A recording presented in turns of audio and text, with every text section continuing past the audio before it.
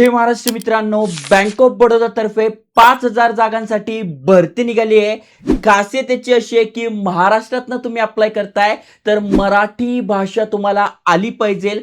महत्वाचं म्हणजे अप्लाय करणं सुरू झालंय। 8 जून पर्यंत आपण अप्लाय करू शकतोय, त्यामुळे घाई करा। कशा प्रकारे अप्लाय करायचं, कोण कोण अप्लाय करू शकतंय, सिलेक्शन प्रोसेस काय, वयाची अट काय, संपूर्ण माहिती समजून सांगतोय। असेच एज्युकेशनल इन्फॉर्मेशन व्हिडिओ आणतोय, त्यामुळे नक्की चॅनल सबस्क्राईब करा, मित्रांसोबत शेअर करा। चला तर बघूया डिटेलमध्ये।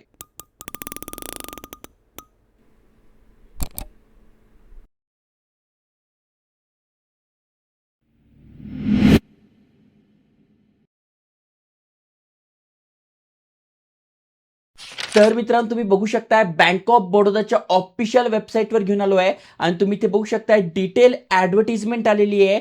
टोटल 5,000 जागांसाठी भरती होते आणि अप्लाय करायची शेवटची तारीख 8 जून असणार आहे। अप्लाय करण्यासाठी पण इथे बघा दिले अप्लाय नाऊ, यावर क्लिक करून आपण अप्लाय करू शकतोय। यांच्या करिअर पेजवर पण संपूर्ण माहिती दिलेली आहे। 19 मेला म्हणजे आजच हे अपडेट आलंय आणि तुमच्यासाठी लगेच हा व्हिडिओ आणतोय। आपण आपल्या चॅनलवर जे लेटेस्ट वॅकन्सी आहे त्या रोज आणत असतो, त्यामुळे नक्की चॅनल सबस्क्राईब करा, मित्रांसोबत शेअर करा। आणि तुम्ही ते बघू शकता ही यांची ऑफिशियल नोटिफिकेशन आहे। बघू शकताय 19 तारखेपासून अप्लाय करणं सुरू झालं आहे। कधीपर्यंत आपण अप्लाय करू शकतोय तर 8/6/2026 पर्यंत आपण अप्लाय करू शकतोय। ओके, महत्वाचं म्हणजे इम्पॉर्टंट नोट्स पण इथे दिले आहे आणि सगळ्यात महत्वाची गोष्ट म्हणजे ही अप्रेंटिसशिप भरती आहे। त्यामुळे ते तुम्हाला बँकेत कशा प्रकारे, अनेक जणांचा प्रश्न असतो की आम्ही फ्रेशर्स आहे, आम्हाला बँकेचं काम कसं केलं जातं माहित नाहीये।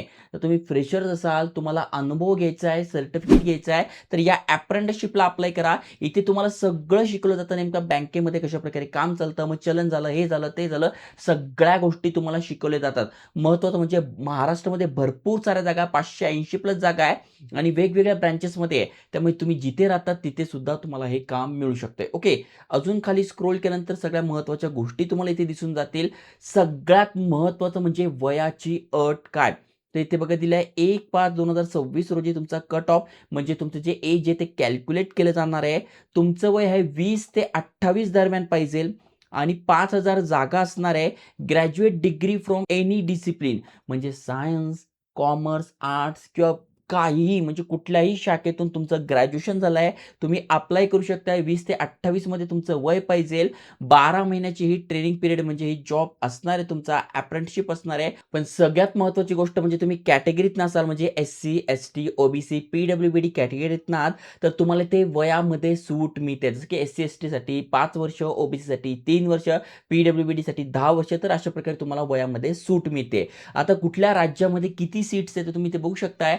आपण महाराष्ट्रात आहोत, तर इथे बघा महाराष्ट्रासाठी टोटल 580 जागा आहेत। जर कॅटेगरीनुसार आपण बघितलं, जसं एस-सी, एस-टी, ओ-बी-सी, ई-डब्ल्यू-एस, यू-आर म्हणजे ओपन आणि टोटल, तर इथे आपण खाली स्क्रोल करून बघू शकतो टोटल 580 जागा आहे, ज्यामध्ये एस-सी, एस-टी, ओ-बी-सी, ई-डब्ल्यू-एस आणि ओपनसाठी बघू शकता किती जागा असणार आहे। तुम्ही पी-डब्ल्यू-बी-डी कॅन्डिडेट आहात तर तुमच्यासाठी पण इथे जागा राखीव आहे 6, 6, 6, 5, त्यामुळे तुमच्यासाठी पण जागा चांगल्या आहेत। आता वयाचं एज रिलेक्शन काय, तर इथे बघा दिलंय वयाचं एज रिलेक्शन दिले 5-3, जे की तुम्हाला सांगून झालंय।